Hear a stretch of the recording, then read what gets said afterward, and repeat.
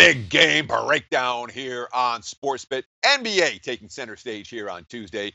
Let's get right into it. Tonight, the Miami Heat and the Toronto Raptors. Raptors 7.5, 206.5 the current totals. We look at the Eastern Conference standings. Lo and behold, the team that nobody's talking about. Boston's got a ton of pub. Cleveland's got a ton of pub. Toronto, they're just very quietly sitting as the number one seed in the East right now. Miami, they're sitting at number 7. And the Heat are in one of those positions they can go way up. I mean, they're only 3.5 games out of the number 3 seed right now. They can go way down. They're only 2.5 games from being completely out of the postseason mix. And then the number 9 seed. So Miami really middle of the pack right now when it comes to those Eastern Conference standings. You have to wonder if the All-Star break's coming at the wrong time for Toronto. This team is on frickin' fire right now. 5-0 straight up, 5-0 against the spread their last 5. They've covered the spread by 66.5 points in those ball games. Each of those last 5 wins have come by a margin of 15 points or more. That's the first time in franchise history the Raptors have won 5 straight games by 15 or more. And, of course, it's worth noting, no Raptor starter has played more than 30 minutes in any of the last 4 contests. They're relying on their depth, quality depth. The bench play has been phenomenal. And we talk about bench play. What does it mean for Toronto? Just in the regular season, it means a lot in the postseason as well. But, hey, regular season, fewer minutes for their superstars. DeMar DeRozan and Kyle Lowry. And when you're not playing max minutes, everyone can play hard on defense all the time. We've definitely seen that from the Raptors. Look at the numbers. Okay, minutes per game for Lowry and DeRozan. Way down this year. Down enough that we need to notice it. Lowry's almost 5 minutes fewer per game than he was going just 2 years ago. And DeRozan's minutes down as well. And you look at the defensive numbers. Lo and behold, they're getting better and better. 2016 ranked number 11. Last year ranked number 8. Now, right now, the Toronto Raptors ranked number 3 in the NBA on the defensive side of the court. That's impressive. That's not something that I saw coming heading into the campaign. Of course, this recent upsurge from the bench has something to do with C.J. Miles getting healthy. Miles, the longtime NBA vet, he was never drafted. He's bounced around the league.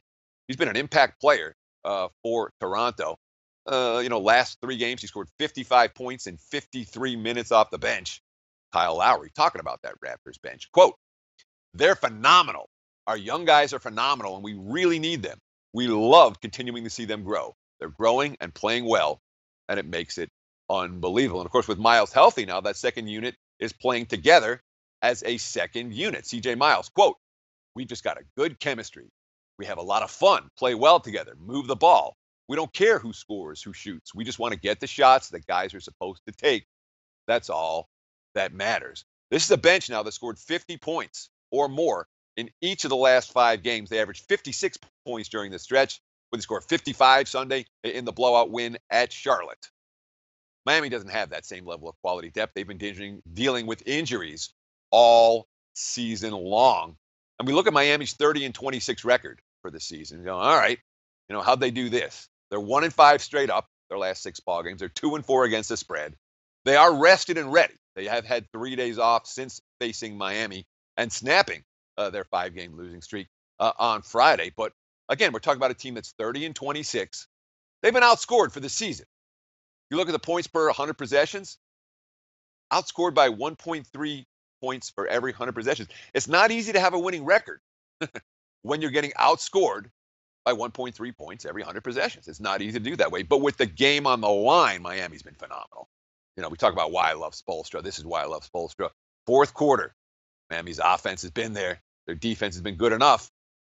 And they've managed to steal a whole bunch of close wins. They've done it all season. They've done it in the first meeting when they went to Toronto, when Wayne Ellington hit a layup with, 1 second left for Miami to steal a 1-point win against the Raptors. And, of course, now they got Dwayne Wade back. And Dwayne Wade, don't know if he's going to be an impact player on the floor for Miami.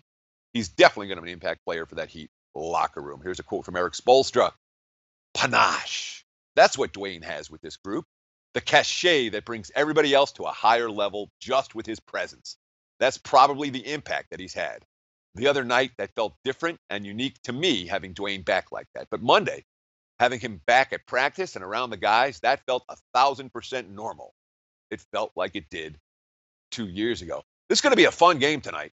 And I have no urgency to step in front of Toronto, but the Heat, as underdogs, have been moneymakers, as road underdogs, have been real moneymakers for me all year. That's the only way I would look in this one, despite the current Raptors' success. More NBA on the way right here on SportsBit. Betting insight today from SBRpicks.com. Like the show? Help us keep the lights on. Please make sure to comment, share, and subscribe to all the Sportsbook Review videos. Thanks so much. Best of luck. Enjoy the games.